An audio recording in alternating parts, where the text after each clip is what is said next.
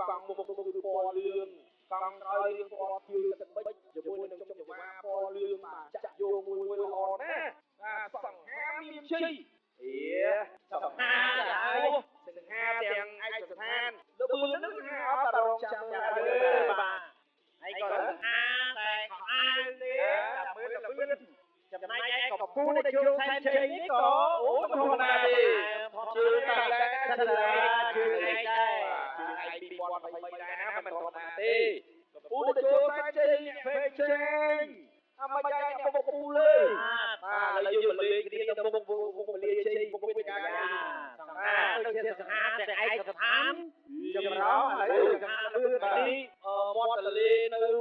វត្តវិជ័យយ៉ាងស្អីនេះល្អមែនទេបាទយកមកឯងអើយជម្រាបដល់ត្រង់ជាដែរដឹកជួយតែមិនស្គាល់ពុកស្រីហ្នឹងបាទតោះឥឡូវយើងក៏លេងទៅវិញបាទសង្ហាមានជ័យដល់សង្ហាចុះចំណែកកពូលជួសែនជ័យមិនដែរចាញ់ភាពសង្ហាឬយ៉ាងសង្ហាមែនកុំឲ្យយើងធ្វើអ្នកទៀតយើងបានណាកពូលជួសែនជ័យដល់អើយកំពុងតែដល់មិនដល់ថែហើយចាំបាច់ហើយសែនជ័យដល់ថែមិនដល់ទេនៅពេលនេះគឺសង្ហាមានជ័យគឺ